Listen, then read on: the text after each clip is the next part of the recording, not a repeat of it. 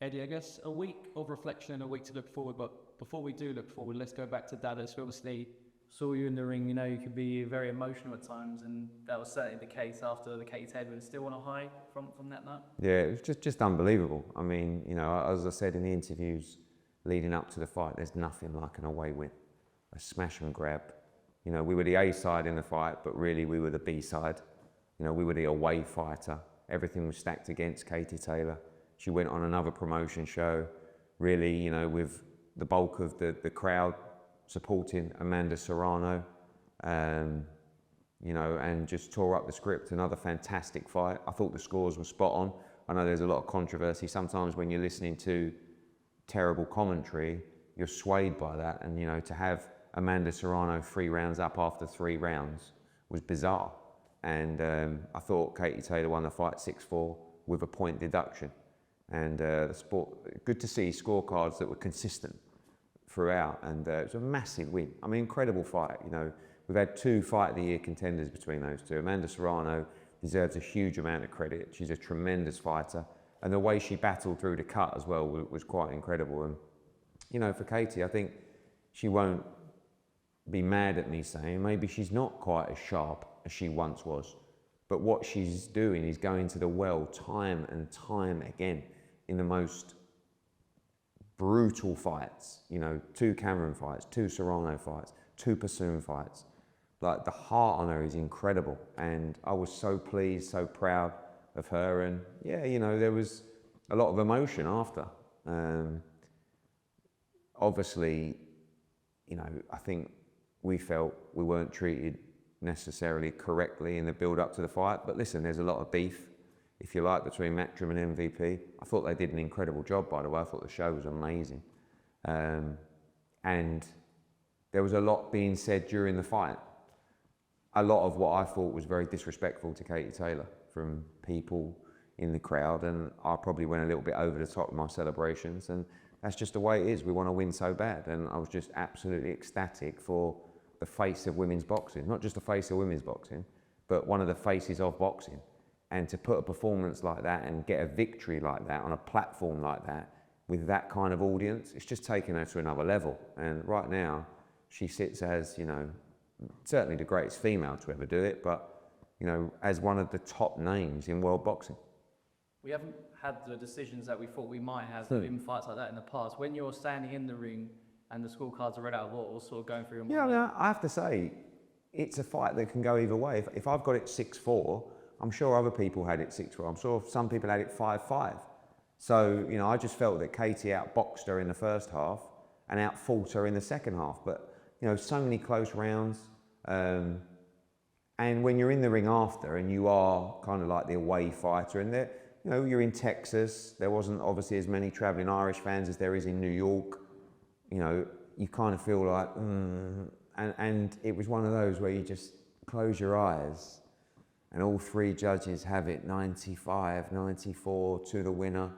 It's like, please, and you sort of think about the Madrimov scorecard, you think about the Bivol scorecard, and you just think, surely, sooner or later, we're going to get a close one. And still, and it was just, pure emotion. And like I said, just feels like a bank job.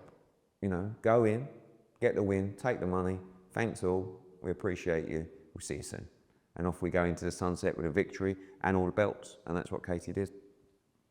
How is it for you when you're still around Katie, obviously from the first meeting you had with her back here in Matchroom? Do you still get that same special feeling like when you are with Anthony Joshua, with Canelo Alvarez? Do those sort of people inspire you? Yeah, Katie's a massive inspiration to not just every female fighter, every male fighter, to myself, to the company.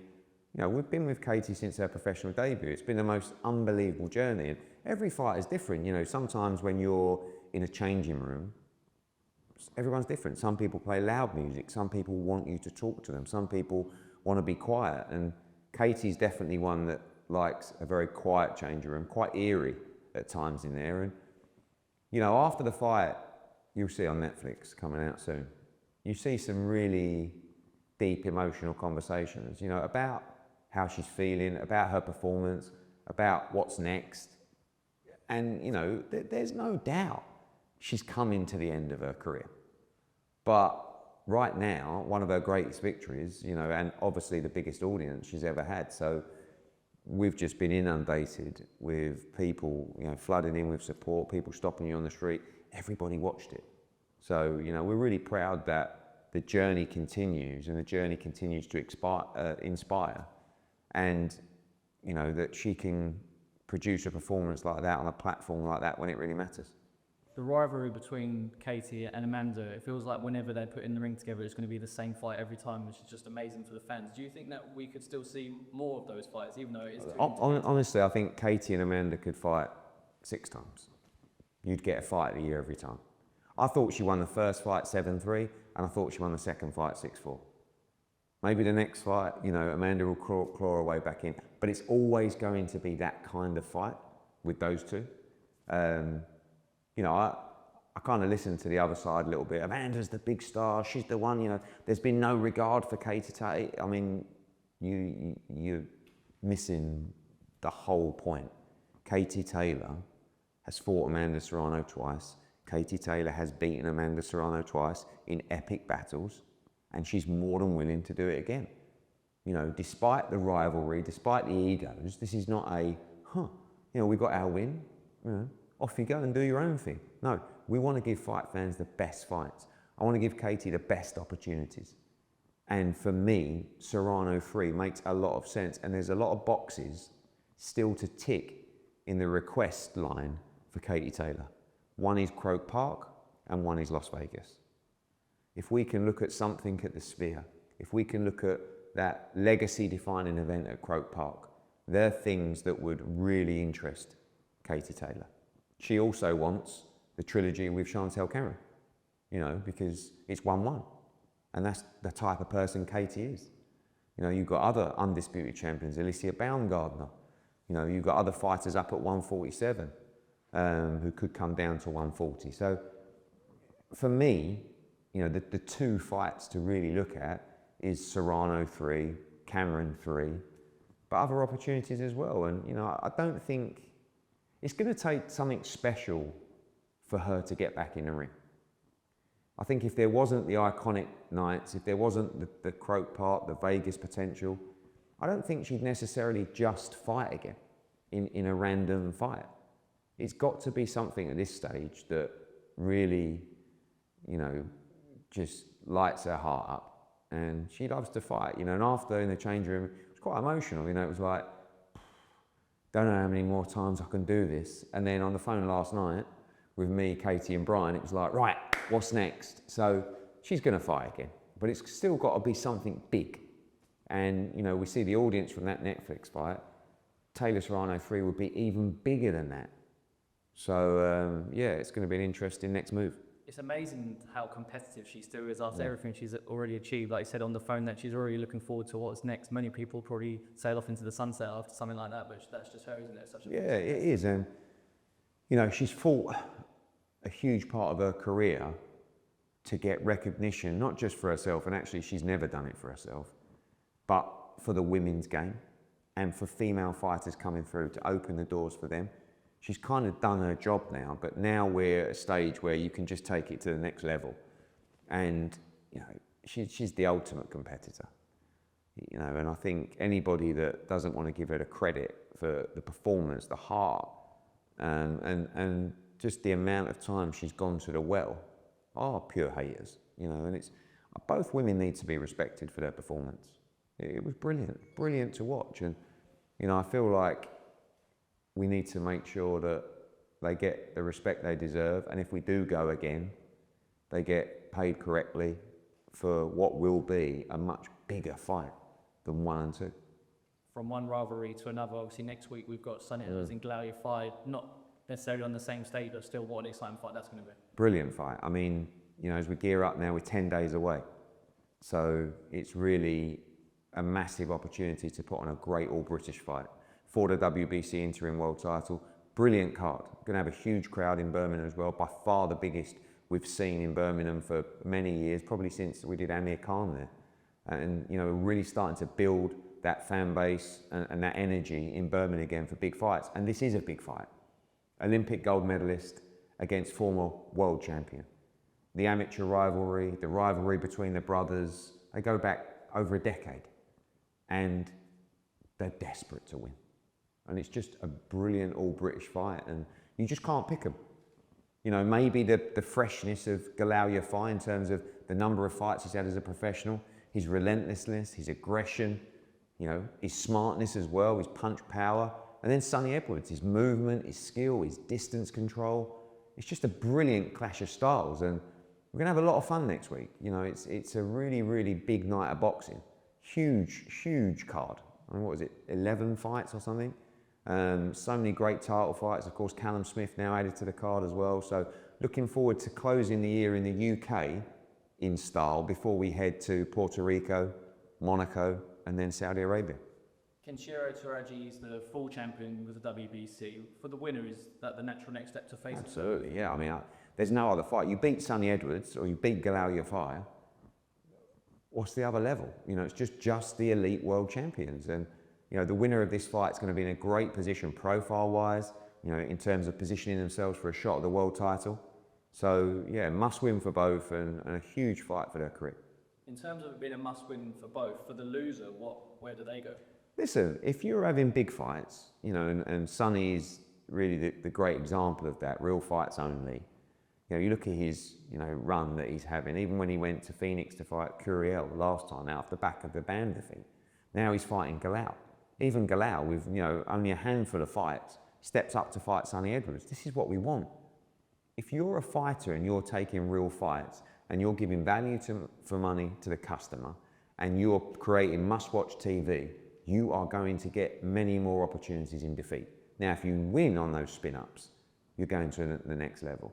So for either guy, you're still one fight away from challenging for the world title. But of course, the winner not only gets the bragging rights, but he positions himself for a shot at the full WBC world title.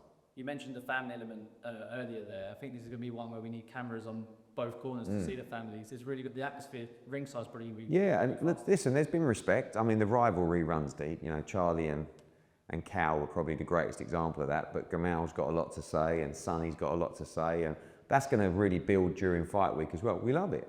We want it. We want everybody to be desperate to win. And it's got to mean something. It's got to mean a lot. And it means a lot to these guys. It means a lot to their family.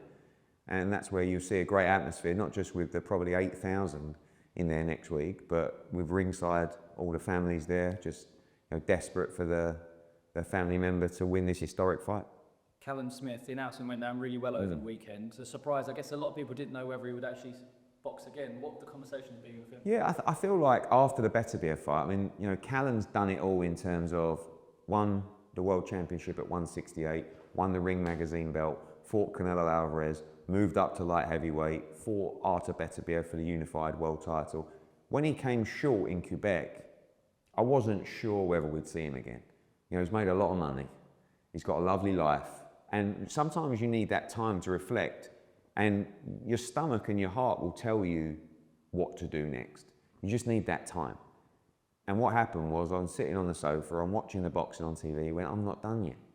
I feel like I've got great performances in me. I feel like I've got a world championship in me. And he'll return in an 8-round fight, get rid of the cobwebs of the Beterbiev fight, then he's straight in. Joshua Buatsi, Anthony Yard, Lyndon Arthur, you know, even Dmitry Bivol, like any of these big opportunities at 175. Just one little run out, which will be next week, and after that, anyone you want. So, you know, I'm excited. Sometimes it feels like a new signing back to the stable. And obviously we've been with Callum Smith since his professional debut. So looking forward to the run out in Birmingham.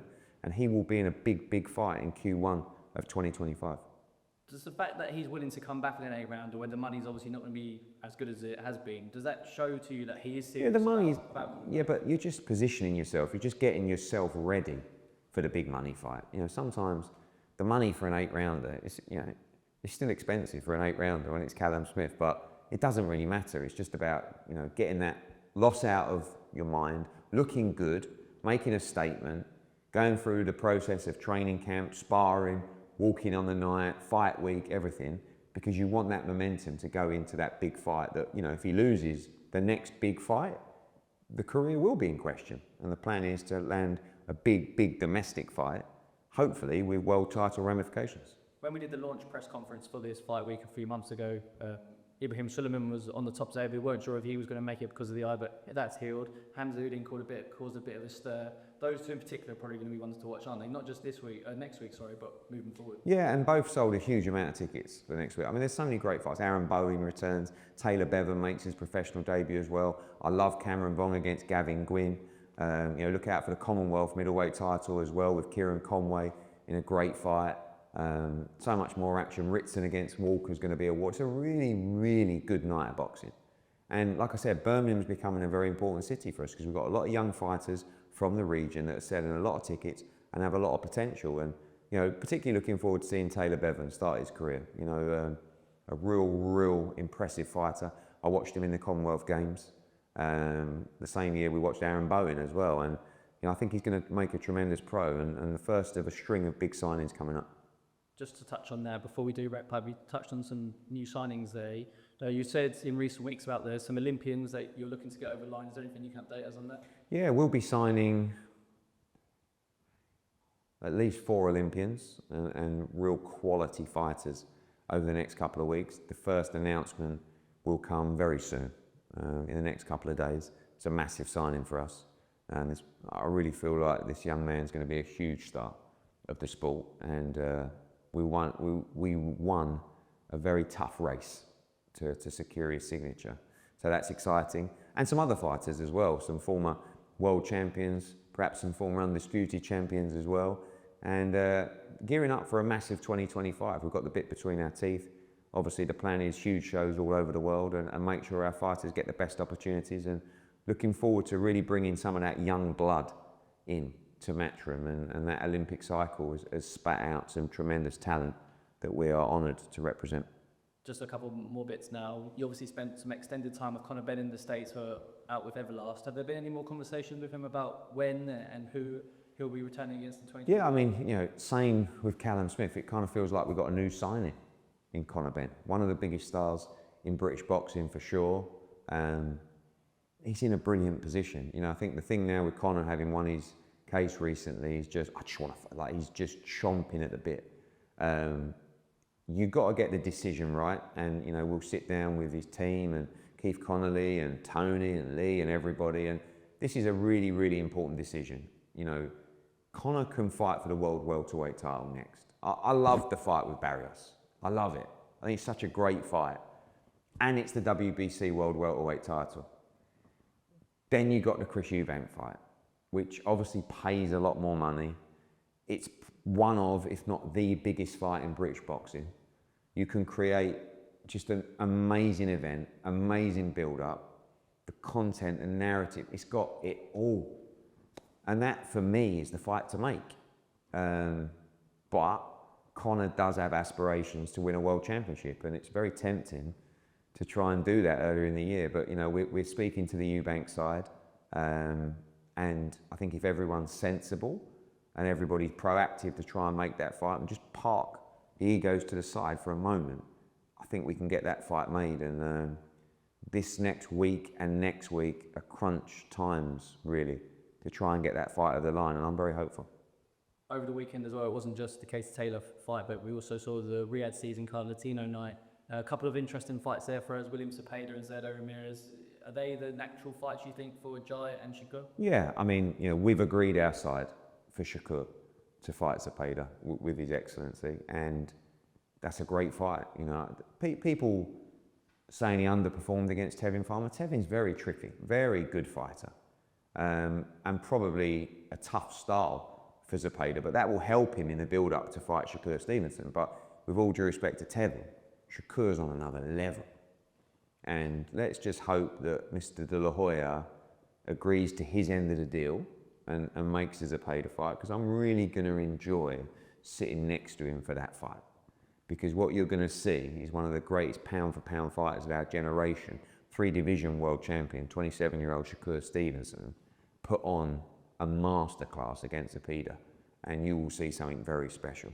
In terms of Zerdo against Jai, absolutely. Jai's got a mandatory that we have to take care of in Sin Cara. That could come in early January 2025. And then all we want is a unification for Jai. Callum Smith, I mean, he took the right decision to take the easier fight against Zerdo, no disrespect, but you know, you'll see a big, skillful heavyweight in Opataya do a number on Zerdo. And you know, this is music to my ears because we want to make these fights with Oscar De La Hoya. It's all very well boasting about, you know, a record when you're not in competitive fights. Well, put Zerdo in with Opataya, put Zepeda in with Shakur, put Barboza in with Catterall. You know, the list is endless. And we win all those fights against Golden Boy. And when we do, you know, there's nothing else to say but just to look at the great Oscar De La Hoya and just go. Do you think that when these sort of fights get made and obviously you're sat next to each other ringside, will there have to be some sort of security presence? No, listen, it's nothing personal, right? I actually think he's quite amusing. I mean, I thought, when the clapback started, I thought it was so cringe. But actually, I think it's good. I think it's good fun. And it's never, for me, you know, even with the stuff with MVP and I just want to win so bad. Like, I want our fighters to win so bad. We're all competitors. It doesn't matter if, you know, myself and Nikisa have never boxed professionally. It's like, we love to win. We're competitors in business, and there's nothing wrong with that. I think it's great. And with Oscar, there's always been a little bit of needle between me and him. And that's what you want in the build-up. That's the narrative of the 5v5 or whatever matchups it is. So I think against Oscar, you know, you're going to see a couple of those fights probably land on in February. But I think there's potential to look at a 5v5 in America as well, because we've all got a lot of talent. And you know, you saw the success of Matchroom against Queensbury 5v5, and you'll see that again soon. And it's a format that works. And you know, I don't see us losing against Golden Boy at all. Not just losing the whole thing, losing one. So bring it on. That will all come live on DAZN as well. And just to round off the December schedule, it's going to be a big end. Yeah, I mean, huge end. November 30th in Birmingham, massive all British fight as we discussed. Edwards-Yafai, huge card. December the 7th, we're off to Puerto Rico. I think one of the best 140-pound matchups of the year. Liam Paro against Richardson Hitchens, two undefeated fighters.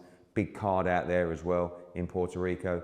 Then we fly to Monaco, of course. Akhmad Aliyev in a really, really important fight. Chev Clark going for the European title. Gary Cully against Maxie Hughes. Beatrice Ferreira defending her world championship. December the 11th. Just before that, we're in Australia. Connor Wallace headlines. Justice Huni back in action as well. December the 21st, back to Riyadh. I mean, another unbelievable card. I mean, it's Fury Usyk too. Plus, of course, McGrail against McCann, one of my fight of the year contenders. Johnny Fisher against Dave Allen in a really tough fight. Madrimov against Bokacic. Massive end to the year, and get ready for a huge 2025, of course, as always, all live on the global home of boxing, DAZN. Eddie Hearn, thank you very much for your time.